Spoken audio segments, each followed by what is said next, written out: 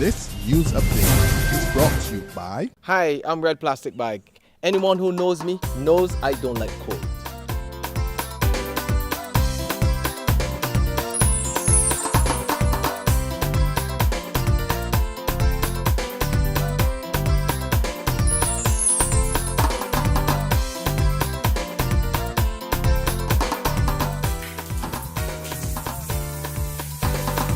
Sunshine reigns in my country. I love it. Get your sun power.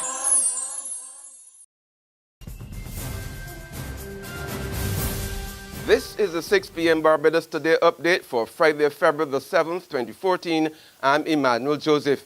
Agriculture Minister Dr. David Estwick wants Prime Minister Francis Stewart to turn to the Arabs to help Barbados out of its economic problems. He's told Stewart an offer of aid from the United Arab Emirates is already on the table.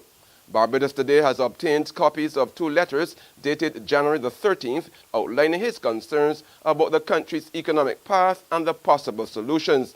That includes negotiating a $5 billion sinking fund to cover the country's entire national debt. Estwick said that as chairman of the Cabinet Committee on Infrastructure with responsibility for project oversight and management, he took it upon himself to seek out low-interest capital other than the International Monetary Fund. He's engaged the government of the United Arab Emirates over a 2-week period last month. He said there's keen interest in working with Barbados and called on Prime Minister Stewart to send a formal invitation to a top delegation from the Arab nations which wants to come to Barbados to engage in further discussions. Under Estwick's proposal, Barbados would make one debt payment at an interest rate of 4% for 30 years. There's no word on whether the Prime Minister responded to Estwick. Yesterday, the Agricultural Minister's plans to make a PowerPoint presentation to Cabinet did not materialize. But Barbados Today understands that he met this afternoon with Stewart. The details of that meeting have not yet been ascertained. Well, it seems like the Prime Minister is a man in demand. The Congress of Trade Unions and Staff Associations wants him to convene an urgent meeting of the full social partnership to discuss developments of a protocol to help the country recover and grow. General Secretary Dennis DePisa said in a statement today that the umbrella body strongly believes that urgent solutions are needed to arrest the slide in the economy. The Congress made the request to the Prime Minister in a letter dated January the 13th. That's the same day Estwick sent his correspondence to Stewart. No official word yet on how many workers from the Transport Board will join the ranks of the unemployed. Representatives of the Barbados Workers Union and management of the Transport Board are meeting at Solidarity House on the matter at this hour. Ryan Gilts reports. Well, Emmanuel, those talks have in fact ended, and we've had word from the Marketing and Communications Manager with the Transport Board, Linda Holder, that they will be going back to the tables. But as to when, we are not as yet sure. She said the talks were in fact cordial, and there were a number of proposals that were placed on the table, namely the issue of voluntary separation. In a press conference to follow a short while after, the Barbados Workers Union General Secretary confirmed those thoughts, but he said there has been a few areas of contention which he didn't really go into. But that is the scene right now here at the Barbados Workers Union headquarters, Solidarity House. I'm Ryan Gilts for Barbados Today. Meantime, the BWUU is fighting the cause of another group of workers, domestics. Assistant General Secretary Orlando Gabby Scott tells Barbados Today his union is reaching out to these vulnerable workers to get them registered so the BWU can fight for labor protection on their behalf. They're not supported by the trade union movement. The wages are low. And not only wages are low, but the fact is that the employers sometimes take advantage, what we call in Barbados term, real advantage of them. Sometimes they have to work 10 and 12 hours a day to bring the wages, the weekly wages up to par, and that is unfair.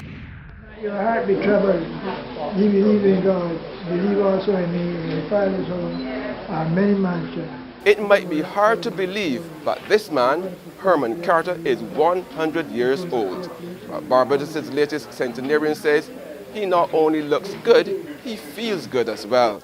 He amazed friends, relatives, Governor General Sir Elliot Belgrave, and nurses at the Gentlefolk Nursing Home today.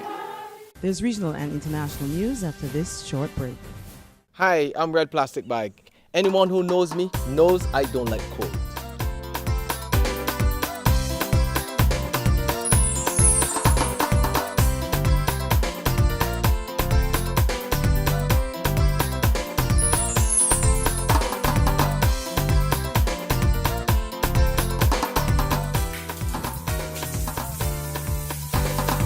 Sunshine reigns in my country. I love it.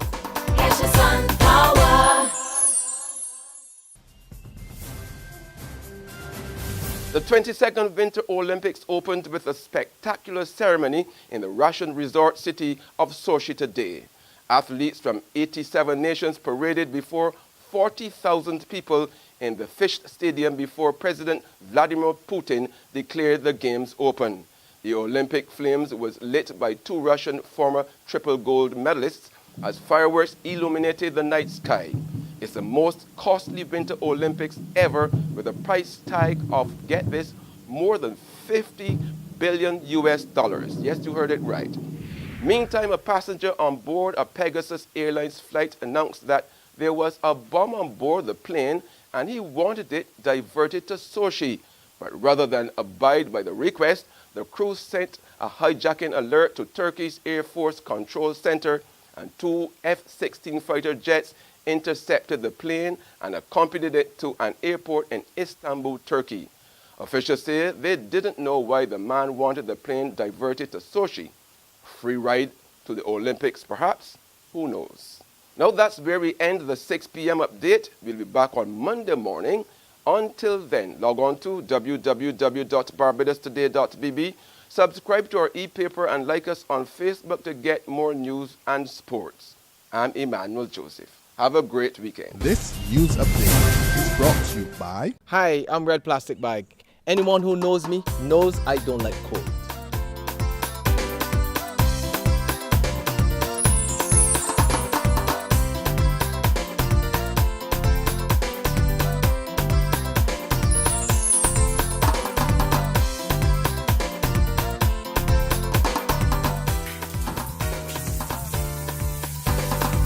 Sunshine reigns in my country. I love it.